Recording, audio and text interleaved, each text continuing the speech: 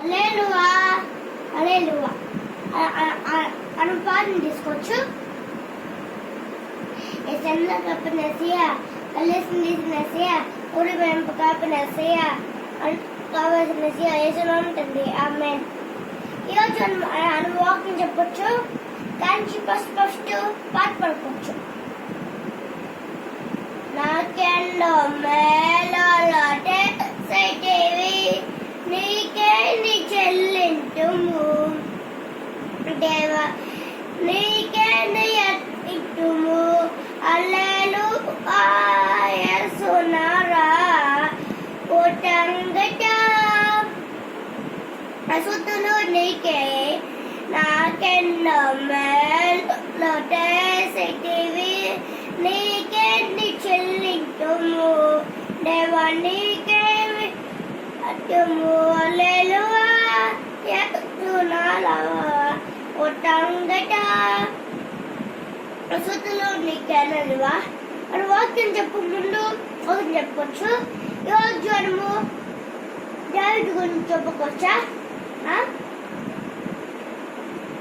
First గొలియాతు ఎంత పడుతుందో తెలుసా? సండే కన్నా చాలా పెద్దవాడు. కానీ ఇస్రాయేల్ అంటే వాళ్ళు చూసి భయపడుతున్నారు.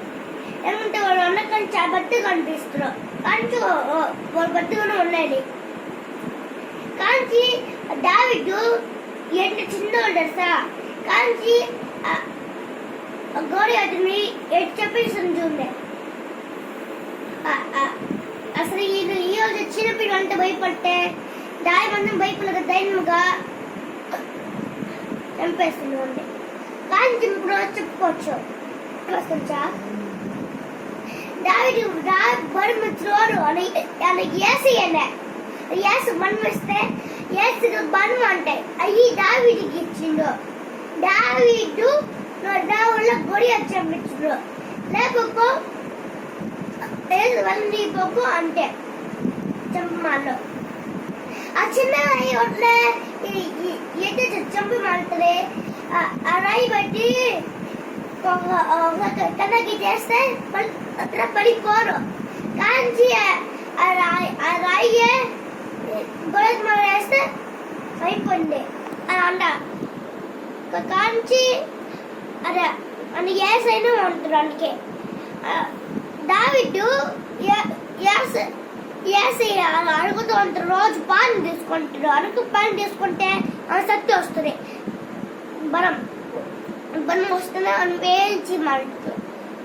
కాంచిగా విషయం చెప్తా ఏంటంటే దావీదు ఎంచిలో ఉన్నారు చాలా చిన్నోళ్ళు. కాంచి ఆ చిన్న రాయి పెట్టి చంపుతారు. ఆ రాయి వాళ్ళు ఏస ఇచ్చిన రాయి వస్తుంటే ఎన్ని అనికి బాగుంటాయి. అంటే ఆయనకి ఎప్పుడు ఇది ఒక స్ట్రాంగ్ ఉంటాయి. ఏస ఇచ్చిన పరమే అనిచ్చాడు. అదే ఆ రాయిని ఎత్తు చెప్పేస్తుంది తెలుసా? ఆ చిన్న దావీదు ఎత్తు చెప్పేస్తుంది తెలుసా? గరీబ్ కూడా చెప్పేస్తుండ్రు. అందరూ చిన్న భయపడుతూ ఉంటారు. ఆ దావీదే గట్టిగా కొట్టేసిండు. ఆమేన్ హల్లెలూయా. నూనె ముంచి తీసుకొచ్చు వేస్తున్నాం. ఏదైనా కబరేసి కడేసి తీసేసి ఉడి పెంపు కబరేసి వేస్తున్నాం ఉంటుంది. ఆమేన్.